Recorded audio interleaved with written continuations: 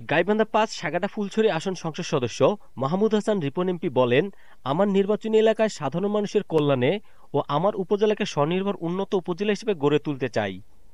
উপজেলার সাথে রাজধানী সহ বিভিন্ন স্থানের স্বল্প সময়ে স্বল্প খরচে যোগাযোগের মাধ্যম হিসেবে গাইবান্ধা থেকে বোনারপাড়া হয়ে মোকামতলা পর্যন্ত মহাসড়ক নির্মাণ, পৌরসভা বোনারপাড়া রেল স্টেশনকে রিমডেলিং স্টেশন হিসেবে গড়ে তুলব।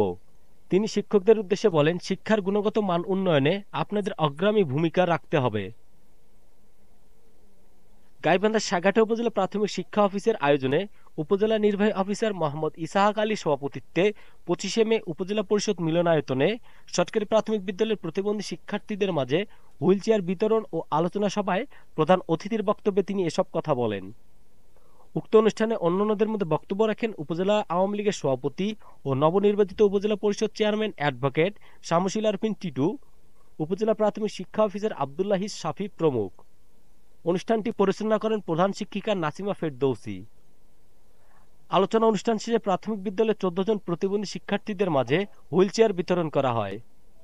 সাগাটা থেকে মাজেদ মজুর ভিডিও চিত্রে মোস্তাফিজুর রহমান ফিলিপস, সাগাটা নিউজ।